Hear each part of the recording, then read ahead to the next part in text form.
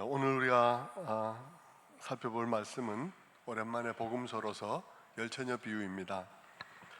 이 마태복음 25장에 있는 세 가지 비유는 지금까지 여러 차례 설교를 했었는데요. 그때마다 이 세 가지 비유는 예수님이 오실 때까지 이 땅의 교회가 또 성도가 어떤 삶을 살면서 기다려야 하는지에 관한 비유다는 말씀을 드렸습니다. 이 세 가지 비유가 첫 번째 비유가 하는 말을 두 번째 비유가 좀 더 설명을 하고 세 번째 비유가 두 번째 비유를 또 다시 새롭게 설명하는 그런 구조를 갖고 있어서 사실은 세 가지를 다 우리가 살펴보아야 되는 것이지만 저는 여러 번 살펴보았기 때문에 오늘은 열처녀 비유만을 생각해 보려고 합니다.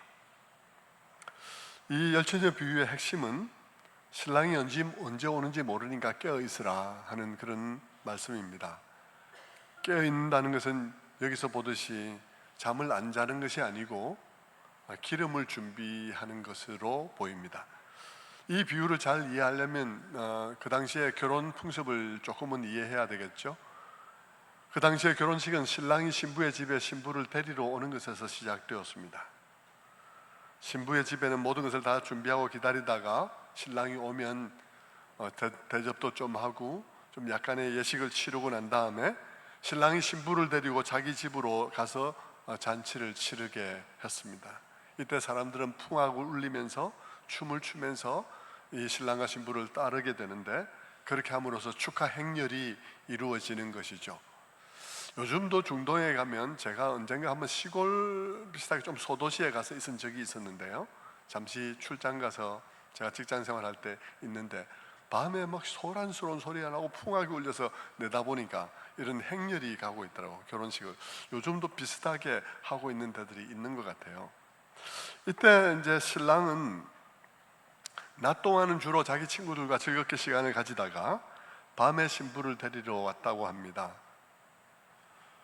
그러면 신부의 집에는 밤중이니까 신랑과 신부가 가고 또 거기서 풍악 울리면서 뒤따라가는 이 행렬들을 비추어줄 불을 비추어줄 사람들이 또한 준비되어서 기다리고 있는 것이죠. 그들은 이 행렬을 따라서 빛을 비추어주면서 따라가서 신랑 집에 들어가서 잔치에 참여하는 방식으로 잔치에 참여했다고 합니다. 이 비유 속에서 혼인잔치는 말할 것도 없이 오늘 1절이 천국은 이와 같다라고 말하고 있는 것으로 보아서 혼인잔치는 천국을 상징하는 것이라고 말할 수 있고요. 신랑은 신부를 데리러 오는 예수님의 재림 예수에 관해서 상징하고 있다, 그렇게 말할 수 있을 것입니다. 주님은 하나님 나라를 자주 잔치로 비유를 했습니다. 가나의 혼인잔치, 왕의 아들의 혼인잔치, 이렇게 잔치에 관한 얘기를 많이 했습니다. 잔치로 얘기를 하신 이유는 아담의 타락 이래로 이 세상은 굉장히 모든 면에서 고통이 많고 궁핍하며 결핍이 많은 그런 세상이죠. 슬픔이 있는 그런 세상입니다. 그런 곳에 하나님 나라가 왔다는 것을 무언가를 통해서 그들이 딱 와서 닿는 방식으로 설명을 해야 되는데 그 설명을 하기에는 잔치라는 것이, 혼인잔치라는 것이 아주 적합했다는 것이죠. 거기에는 기쁨이 있습니다. 거기에는 풍요로움이 있습니다. 거기에는 사랑이 있죠. 행복이 있습니다. 그런 것들을 가지고 하나님 나라를 설명하기 위해서 잔치라는 그런 이미지를 많이 동원을 하곤 했습니다. 자, 그렇다면 이 비유의 내용은 뭐겠습니까? 이 비유의 내용은 천국은 마치 이 혼인잔치에서 신랑을 기다리는 열처녀와 비슷한 면이 있다. 천국에 관해서 이 열처녀가 보여주는 것이 굉장히 시사하는 바가 크다, 이렇게 말하고 있는 것입니다. 다 같이 신랑을 기다리고 있는데 신랑이 늦게 와서 졸거나 잠들거나 했는데 어느 순간 신랑이 왔다는 그런 외침이 있고 그래서 놀래서 얼른 나가는데 다섯 처녀는 횃불과 함께 기름통에 기름을 준비했는데 다섯 명의 처녀들은 횃불은 준비를 했는데 기름통에 기름이 없는 이런 상황이 되었다는 것입니다. 그들은 너무나 다급한 나머지 기름을 준비한 다섯 처녀에게 호소를 합니다. 기름을 좀 나누어 달라고. 그러자 그 다섯 처녀가 우리가 쓰기에도 기름이 부족할 듯 하니까 가서 아예 기름을 사오는 게 좋겠다고 얘기를 하게 되죠. 그래서 그들은 기름을 사러 달려갔고 그 사이에 잔치집의 문은 닫혔습니다. 그들은 뒤늦게 와서 문을 두드렸지만 돌아온 대답은 나는 너희를 모른다는 그 대답이었습니다. 자, 이런 비유이죠. 비유는 무언가 실체를 설명하기 위해서 동원된 이야기입니다. 설명하기 위해서 도움되는 이야기를 가져온 것인데 이 이야기와 그 실체가 똑같은 것은 아니기 때문에 비유 속에는 일치하는 것도 있고 일치하지 않는 것도 있게 되어 있습니다. 그래서 비유를 우리가 생각할 때는 너무 많은 것을 비유해서 끄집어내려고 하면 무리하게 됩니다. 똑같은 걸 가지고 얘기하는 것이 아니고 불완전한 것을 가지고 완전한 것을 설명하려 하니까 여기에는 상당히 설명이 되는 요소도 있고 다른 요소들도 있어서 너무 비유를 마음대로 막 이렇게 하나하나 다 끄집어내서 갖다 대려고 하면 안 되는 것이죠. 자, 그렇다면 이 비유가 설명하려는 중요한 메시지 몇 가지를 끄집어내야 할 텐데요. 그 중요한 메시지는 뭘까요? 몇 가지로 말씀을 드리려고 하는데요. 첫째 메시지는 혼인잔치에 신랑이 반드시 오듯이 우리 주님도 반드시 다시 오신다 하는 것이 첫 번째 메시지입니다. 비유이기 때문에 여러분 자꾸 이 비유를 막 엉뚱하게 막 아무거나 상상해서 갖다 대려고 하지 말라고 말씀드렸습니다. 어떤 사람들은 손을 들고 목사님 요새는 신랑이 와봐야 오는 줄 안다던데요, 결혼식 날에 딴 데 가버리는 수도 있다는데요, 이렇게 말하면 말이 안 돼요. 이거는 비유는 설명하기 위해서 동원된 것이 실체하고 똑같은 게 아니기 때문에 마음대로 막 그렇게 얘기를 하면 안 되는 것입니다. 비유인 것이죠. 자, 비유는 정상적인 것을 가지고 얘기를 하는 거예요. 정상적인 경우는 신랑이 반드시 오는 것이죠. 신부를 데리러. 그걸 가지고 지금 얘기를 하려는 것입니다. 그 신랑이 반드시 신부를 데리러 오는 것처럼 신랑 되신 예수님도 반드시 오신다는 메시지인 것이죠. 다만 한 가지, 언제 오실지는 모른다는 것입니다. 아무도 모릅니다. 밤중에 다 잠들었는데 불시에 신랑이 온 것처럼 아무도 기대하지 않는 순간에 예수님께서 오실 수 있다는 것을 이 비유가 시사해주고 있습니다. 자, 우리는 이 오실 예수님을 기다리는 신앙을 재림신앙이라고 하는데요, 우리는 이 재림신앙에 대해서 경계를 해야 될 몇 가지가 있음을 기억하는 것이 좋겠습니다. 첫째는 재림신앙을 가지고 있다고는 하지만 많은 사람들은 너무 더디 오는 그 일 때문에 속으로는 안 오신다고 생각하고 교회를 다니는 사람들이 많이 있다는 것이에요. 교회 다니는 사람들 가운데 교회는 다니는데 예수님이 안 올 거라는, 오늘도 안 올 거라는, 내일도 안 올 거다, 적어도 이달에는 안 올 거라는 그런 생각을 가지고 교회를 다니는 사람들이 상당히 많다는 것입니다. 이 시대만 그런 것이 아니라 어느 시대나 그랬는데요. 그래서 베드로도 그렇게 얘기를 했죠. 베드로후서 3장 8절에 이렇게 말합니다. 사랑하는 자들아, 주께는 하루가 천년 같고 천년이 하루 같다는 이 한 가지를 잊지 말라. 주의 약속은 어떤 이들이 더디다고 생각하는 것 같이 더딘 것이 아니라 오직 주께서는 너희를 대하여 오래 참으사 아무도 멸망하지 아니하고 다 회개하기에 이르기를 원하시느니라. 베드로는 이 말씀을 통해서 두 가지를 말해줘요. 첫째는 하나님께는 시간 개념이 다르다. 너희들이 굉장히 길다고 해서 하나님께서 긴 것도 아니고 너희들이 짧다고 해서 하나님께서 짧은 것도 아니다 라고 말하고 있죠. 시간이란 게 하루살이의 하루와 나방의 하루가 다른 것처럼 하나님에게 그 시간과 우리에게 그 시간이 전혀 다르다는 것입니다. 그리고 또 한 가지를 얘기를 하는데, 이 지연이 우리에게는 참 지연된다, 더디다고 말할지 모르지만 하나님께서는 하나님 아무도 멸망하기 원하지 않고 모두가 다 구원받기를 간절히 원하시는 하나님에게는 이 시간은 어쩌면 너무 빠르게 흘러가고 있을지도 모른다는 얘기를 우리에게 시사해주고 있습니다. 하나님께는 하루가 천년 같고 천년이 하루 같을 수 있다 하는 것이죠. 하지만 교회를 다니는 사람 중에는 예수 믿는다고 하면서 주님께서 다시 오지 않을 거라고 말할 수는 없으니까 오실 거라고 얘기는 하지만, 그러나 이렇게 말하는 사람들이 거의 대부분이라는 것이, 많은 사람들이 이렇게 말을 해요. 네, 언젠가는 오시겠죠. 그러는 것입니다. 여러분, 언젠가는 오실 거라고 믿습니다 라고 말을 하는데요, 사실 그 의미는 안 온다는 것과 마찬가지인 경우들이 굉장히 많다는 것입니다. 정말 올바른 재림신앙은 뭐냐 하면요, 정말 올바른 재림신앙은 언젠가 오시겠지요, 언젠가 오시겠죠, 이런 게 올바른 재림신앙이 아니라 언제라도 오실 것입니다 라가 올바른 재림신앙이라는 거예요. 언제라도 오실 것입니다. 언젠가는 오신다와 언제라도 오실 겁니다는 전혀 다른 얘기예요. 두 말은 전혀 다른 결과를 가져오죠. 언젠가는 오실 거예요, 언젠가 오시겠죠, 거기에는 아무 긴장감이 없습니다. 오실 거라고는 하지만 아직은 아무것도 할 필요가 없는, 아무 긴장이 없는 얘기예요. 그러나 여러분, 언제라도 오실 겁니다, 어느 순간에도 오실 수 있습니다 라고 하는 말에는 긴장감이 서려 있죠. 그래서 하나는 깨어 있을 수 있고 하나는 잠들게 되어 있습니다. 미레나 5 처녀가 바로 그들이 가진 신앙이 언젠가는 오겠지 하는 신앙인 것이죠. 그들은 신랑이 안 온다고 믿은 것은 아니에요. 온다고 믿었죠.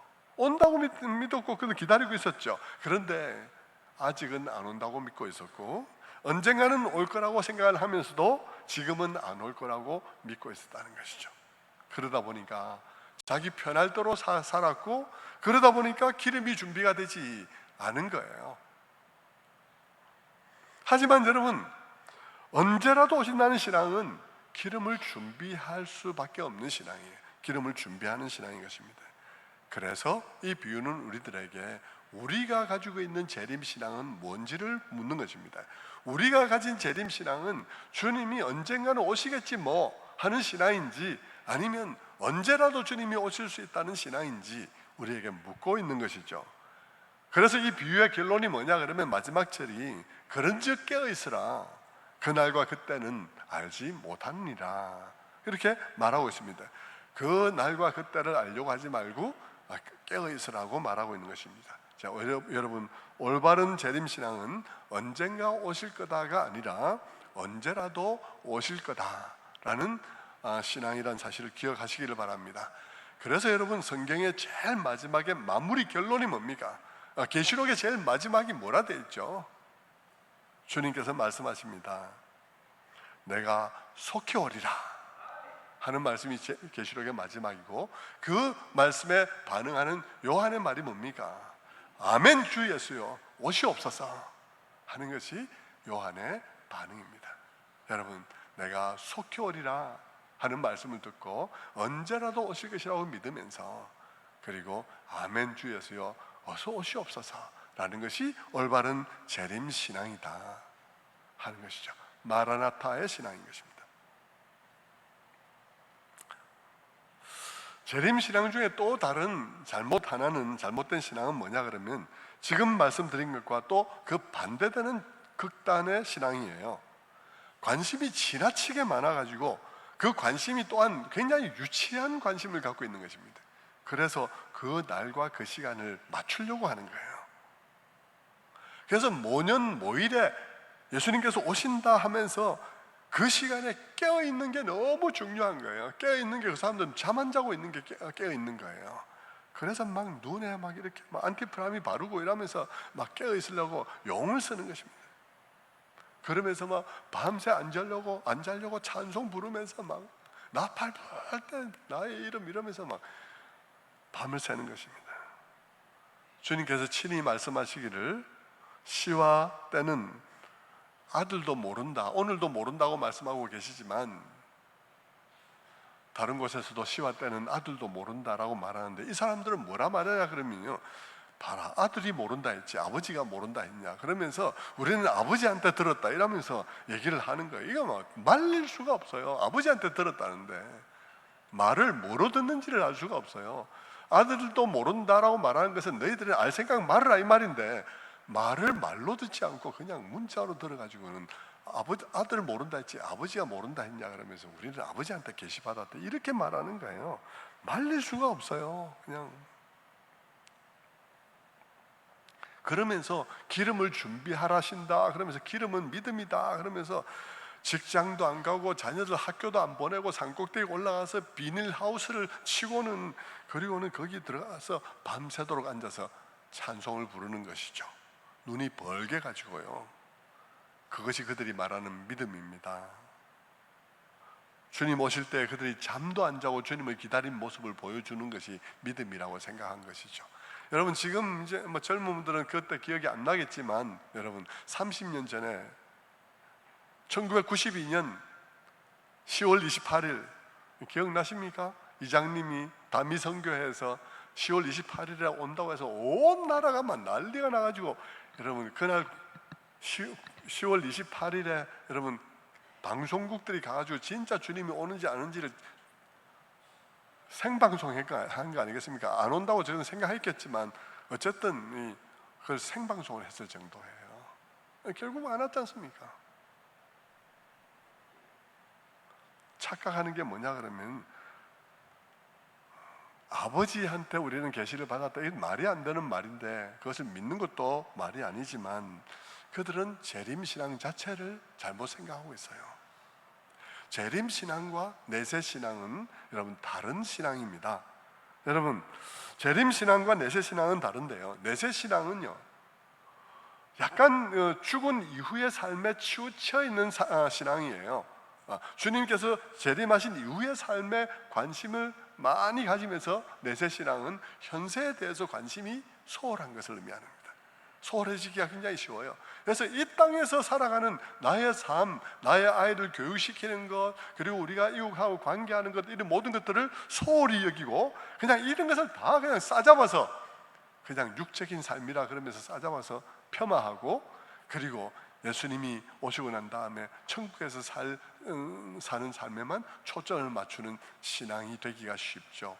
내세 신앙이 그렇게 되기가 쉽습니다. 근데 여러분 재림신앙은 그것하고는 좀 달라요.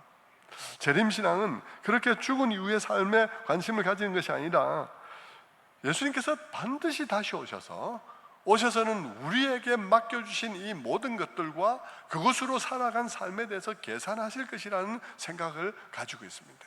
재림신앙은 그런 의미에서 주님을 기다리면서 현재 내가 살아야 될 삶들에 굉장히 초점을 가지고 있는 것이죠. 달란트 비유 이런 것들이 사실은 내세신앙, 그 재림신앙이면서 달란트를 가지고 내가 받은 달란트를 가지고 내가 어떻게 사용하며 썼느냐 하는 것에 대해서 관심을 기울이라고 우리에게 주어진 그런 비유이죠. 성도 여러분, 올바른 재림신앙은 현재의 삶에 대해서 무책임한 것이 아니라 오히려 더 책임 있는 것입니다. 불신자들이 그냥 웬간히 책임 있는 사람보다 더 책임이 있어야 되는 거죠. 왜냐하면 불신자들은 그냥 내세가 없기 때문에 그냥 이 세상에서 그냥 자기의 양심을 가지고 살아가는 것이지만 우리는 주님 앞에서 내게 주어진 이 시간과 내게 주어진 이 모든 자원을 가지고 어떻게 살았는지에 대해서 주님과 만나서 설명해야 되는 것이기 때문에 굉장히 높은 수준을 가지고 책임감 있게 살아가는 삶이 되는 것이죠. 그것은 굉장히 내세신앙, 이 재림신앙은 우리로 하여금 깨어있게 하는 그런 신앙인 것입니다. 재림신앙은 사실 그런 신앙인데요, 지금 교회 안에 사람들이 어떻게 살아간다는 것입니까? 교회 안에 있는 사람들은 열처녀와 같이 살아간다는 것입니다. 열처녀처럼 두 부류의 사람들이 교회 안에 존재하고 있다는 거예요. 이거는 교회 안 다니는 사람들에 관한 얘기 아닙니다. 이 비유 자체가 몽땅 교회 다니는 사람들에 관한 얘기예요. 그런데 교회는 다니는데 교회 안에 교회를 다니는 사람들이 두 부류의 사람으로 나뉘어져 있다는 것입니다. 어떻게 나뉘어져 있나 그러면 진짜 믿음 생활하는 사람과 껍데기만 믿음 생활하는 사람들로 나뉘어져 있다는 것입니다. 교회 안의 사람들이, 그들이 여기 있는 10명의 처녀들이 그것을 대표하고 있는데요, 특징이 뭐냐 그러면요, 두 부류의 사람들이 다 겉보기에는 아무 차이가 없다는 거예요. 겉보기에는 멀쩡해요. 모두 다 기름통을 가지고 있어요. 모두 다 횃불을 들고 있습니다. 그런데 한 부류의 사람들은 그 통에 기름이 있고요, 한 부류의 사람들은 그 통에 기름이 들어있지 않은 거예요. 안에 있는 거니까 안 보여요. 한 부류의 사람들은 신앙의 내용이 있고요, 한 부류의 사람들은 신앙의 내용이 없어요. 한 부류의 사람들은 신앙의 실제가 있는데 실제가 있고 영적이에요. 그런데 한 부류의 사람들은 굉장히 형식적이에요. 문제는 평소에는 이 둘이 잘 안 보인다는 것입니다. 이 둘의 진실이 잘 안 보인다는 것이에요. 외형상 둘 다 신앙생활을 하는 것 같고요, 둘 다 교회를 다니고 있고요, 둘 다 새벽기도 참석하고 있고요, 둘 다 성금하고 있고요, 둘 다 봉사하고 있을 수 있습니다. 외형상 둘 다 주님의 재림을 기다리는 것 같고, 그런데 둘 다 기다리는 것 같이 보이는데 사실상 한 부류의 사람들은 언젠가 오겠지 뭐 하는 것이고, 한 부류의 사람은 언제라도 오실 거라는 생각을 갖고 있는 것이 다른 것이죠. 언제라도 오실 거라는 생각을 가진 사람은 긴장감을 갖고 믿음을 실천하며 살아갈 것입니다. 그러나 언젠가 오겠지 뭐 하는 사람은 오실 것이라고 믿는다고 하면서 지금 할 일은 아무것도 없습니다. 지금 당장 안 해도 아무 문제가 없어요. 내일 안 해도 상관없어요. 이달 말까지도 안 해도 아무 상관이 없어요. 금년에 안 해도 상관이 없습니다. 그러다 보니까 아무것도 하지 않는, 내용이 없는, 믿는다고 하나 사실은 내용이 없는 그런 신앙이 되고 만다는 것이죠. 그런데 문제는 그들이 겉으로는 표가 안 난다는 것입니다. 겉으로는 보면 다 신앙적인 말을 하고 있기 때문입니다. 그런데 주님은 뭐라 그러나요? 이들이 반드시 둘로 나뉘어질 건데 결단코 돌이킬 수 없는 방식으로 나뉘고 말 것이다. 결단코 돌이킬 수 없는 방식으로 그날에는 나뉘게 될 것이다. 그런데 그렇다는 것입니다.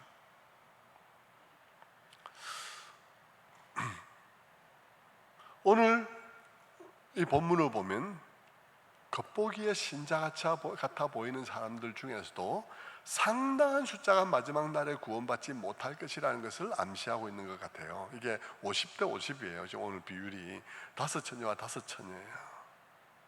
그러면서 우리들에게 긴장감을 주면서 우리들에게 우리의 신앙을 점검해 보라고 말씀하고 있는 것입니다. 그렇다면 여러분, 주님 오시는 날까지 우리가 깨어서 준비해야 되는 것은 뭘까요? 뭘 준비하라는 것입니까? 오늘 본문의 비유 속에서 말하자면 기름을 준비하라는 것인데요, 그렇다면 기름은 뭘까 하는 것을 생각해 보아야 할 것입니다. 여러분, 기름은 뭘까요? 사람들은 다양한 방식으로 얘기하지만 그러나 그 모든 설명들은 사실상 잘 맞지 않아요. 여기서 이 기름은 무엇을 의미하냐 그러면 참된 믿음에서 나오는 삶을 의미합니다. 참된 믿음이 그 믿음의 참됨을 증명하는 삶을 나타나게 되어 있죠.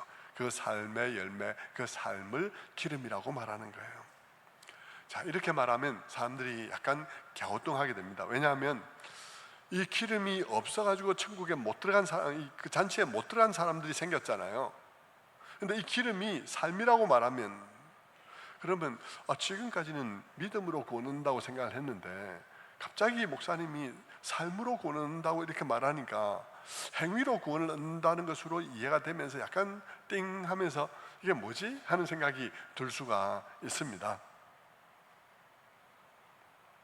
이게 성경이 말하는 방식인데요, 성경이 말하는 방식으로 여러분은 이해하셔야 돼요. 이 비유를 보면서 이 5처녀가 구원의 잔치에 들어가지 못한 것을 보면서 우리의 삶에 의해서 구원이 결정되나 하는 생각을 하기 쉽다는 것입니다. 그렇다면 행위로 구원을 얻는 것인가 하는 생각을 하기 쉽다는 것이죠. 그거는 아니에요. 구원은 믿음으로 얻습니다. 그런데 그 믿음이 참인가 하는 것이 지금 문제가 되고 있는 것입니다. 참된 믿음은 그 믿음이 참된 것을 스스로 증명한다는 것이죠. 무엇으로? 삶으로 증명을 한다는 것입니다. 그래서 행함이 없는, 행함으로 증명되지 않는 믿음은 죽은 믿음이라고 말하는 것입니다. 야고보는 행함이 없는 믿음은 죽은 것이라고 했습니다. 죽은 믿음이라는 것이 뭐겠습니까? 행하지 않는 믿음은 믿음이 아니라는 말입니다. 죽은 믿음은요, 믿음이 아니지 않습니까?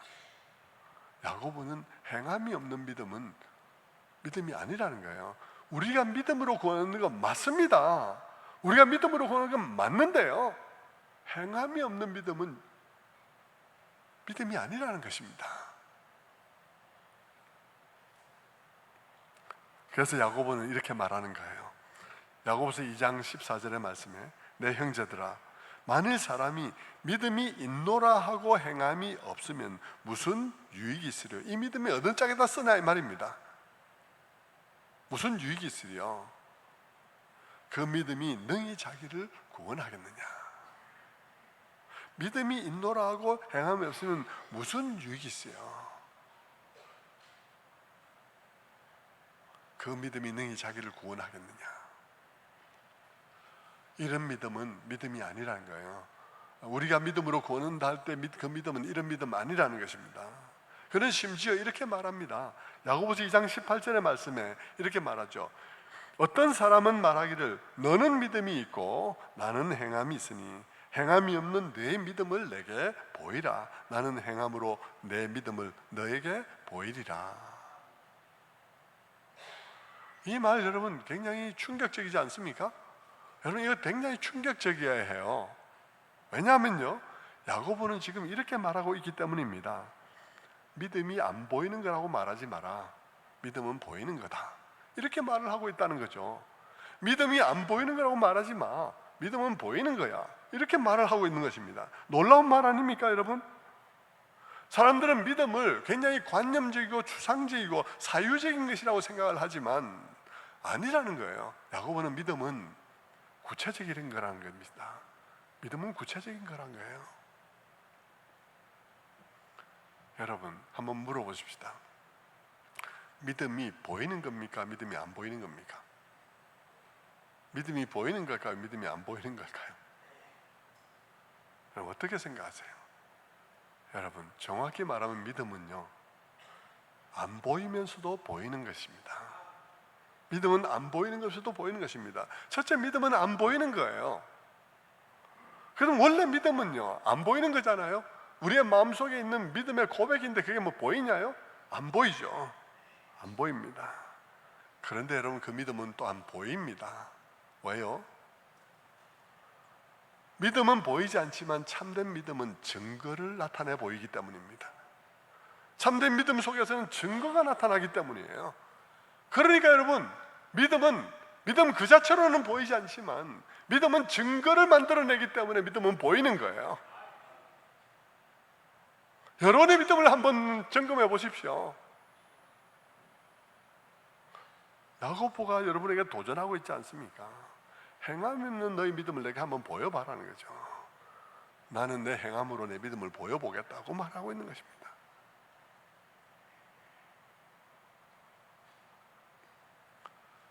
분명히 이해할 것은요, 이 말들이 다 행위로 구원한다는 말을 하고 있는 것은 아니라는 거예요. 참된 믿음은 삶으로 증거된다는 말을 하고 있는 것이고, 참 믿음에는 삶의 열매가 있으며 그것으로 그 믿음이 살아있다는 것과 참된 믿음이라는 것을 증명한다는 말을 하고 있는 것이지요, 행위로 구원한다는 말을 하고 있는 것은 아닙니다. 동일한 연장선상에서 주님께서도 뭐라 그러시냐 그러면요, 마태복음 7장에서 이렇게 말씀하십니다. 7장 20절, 이러므로 그들의 열매로 그들을 알리라. 그들의 열매로 그들을 알리라 라고 말했어요. 나더러 주여 주여 하는 자마다 다 천국에 들어갈 것이 아니요 다만 하늘에 계신 내 아버지의 뜻대로 행하는 자라야 들어가리라 라고 말하고 있습니다. 여러분 어떻게 생각하세요? 예수님이 지금 행함으로 구원하는 것을 말했습니까? 행위 구원을 말한 거예요? 아닙니다. 열매에 관한 얘기를 하고 있는 것입니다. 행위 구원을 말하는 게 아니고요. 주님은 오셔서 외친 첫 번째 메시지도 그거예요. 회개하라, 천국이 가까이 왔느니라 하는 거였어요. 믿음으로 구원, 회개하고 믿음으로 구원 얻는 것이었어요. 그런데 주님께서는 말씀하시는 것은 그 믿음이 빈 깡통 믿음이 아니라는 거예요. 그것은 참된 믿음이어야 한다는 것을 말하고 있는 것입니다.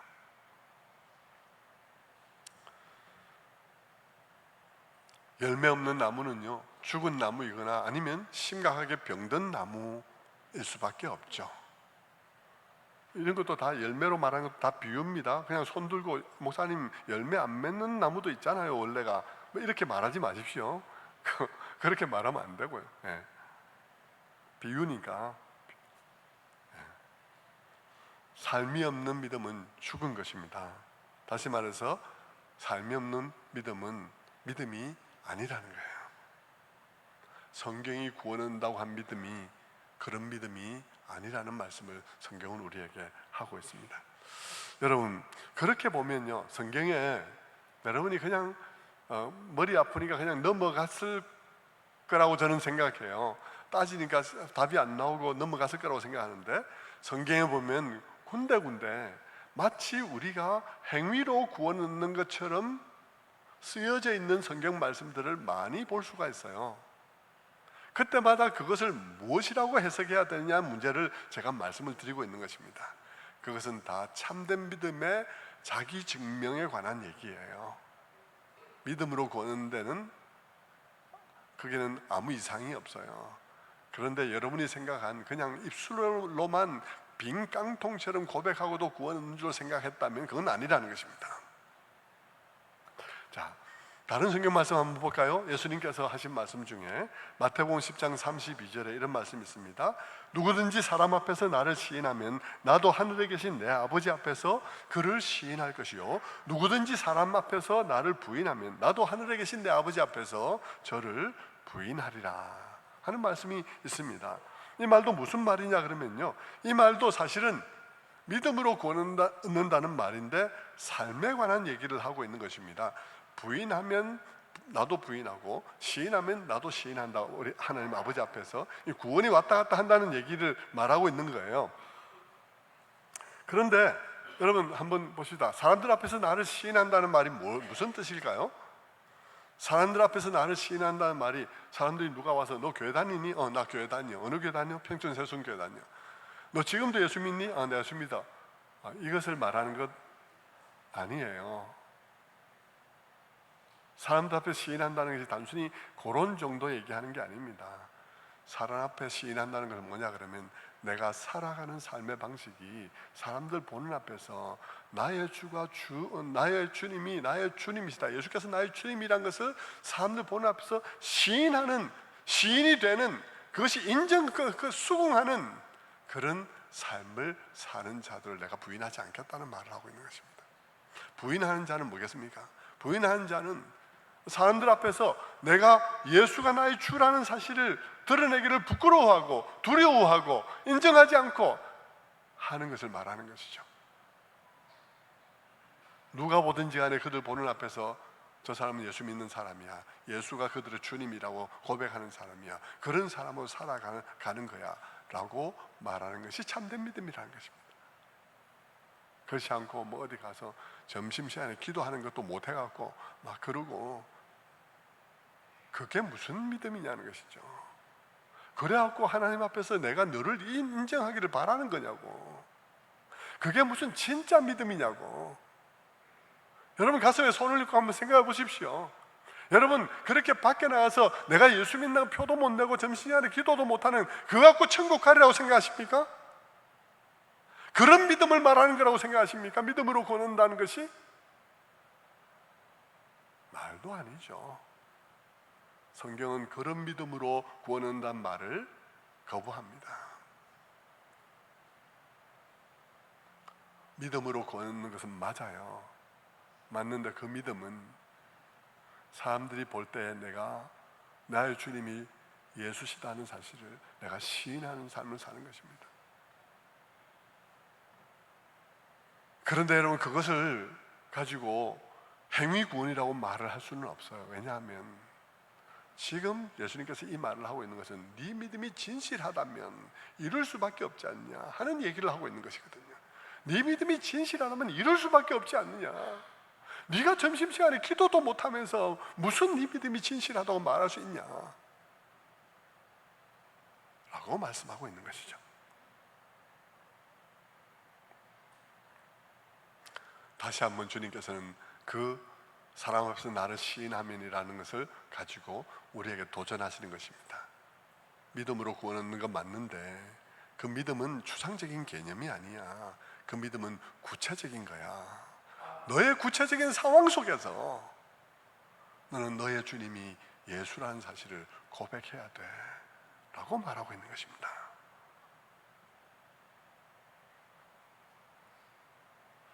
성도 여러분, 기름은 그것이에요. 그 믿음으로 구하는 사람들이 그 믿음으로 인하여, 믿음의 참됨으로 인하여 삶 속에서 맺는 열매들, 그가 살은 삶들, 그것이 기름인 거예요. 그래서 여러분, 기름은 그런 것이기 때문에, 그렇게 준비되는 것이기 때문에 빌려달라 해도 빌려줄 수가 없어요. 아니, 더 정확하게는 빌려지지가 않는 거예요. 이거는 빌려지지가 않는 거예요. 조금만 나누어 달라는데 그게 빌려지지가 않는 거예요. 왜냐하면 그 사람은 그 사람의 고백으로 살아야 할 삶이 있는 거예요. 남이 산 삶 가지고 내가 구원받는 일이 없어요. 우리 엄마 아빠가 기독교인을 해서 내가 구원받는 일이 없다고요. 그래서 어떤 지금부터 한 2, 300년 전에 사람이 그런 얘기를 했습니다. 하나님 나라에는 하나님의 자녀는 있어도 하나님의 손녀는 없다. 손자 손녀는 없다. 지가아버지 지엄마 때문에 구원받은 사람은 없다는 것입니다. 천국에는 자기 엄마 아버지 때문에 구원받은 사람이 없어요. 그래서 천국에는 하나님의 자녀들만 있지 하나님의 손주들이 있지는 않다라고 말을 한 것입니다.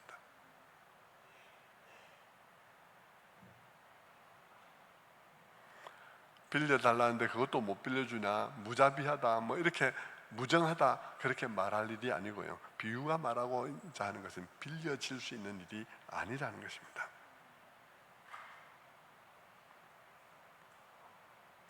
자, 그렇다면 이제 이 기름은 언제 준비해야 되겠습니까? 이 기름은 지금 준비해야 되는 것입니다. 오시고 나면 준비할 겨를이 없어요. 이것은 평상시에 준비해야 되는 것입니다. 그래서 주님께서 말씀하시죠. 깨어있으라고요. 깨어있으라. 그날과 그 시는 너희가 알지 못한다라고 말하고 있는 것이죠. 무엇이 깨어있는 것일까요? 잠을 안 자는 것이 깨어있는 것일 수는 없습니다. 우리는 잠을 자야 됩니다. 무엇이 깨어있는 것일까요? 우리의 의식이 깨어있는 것입니다. 무엇으로요? 올바른 재림신앙으로 깨어있는 것입니다. 언젠가 오겠지 뭐 하는 것으로 그것은 잠들어 있는 거예요.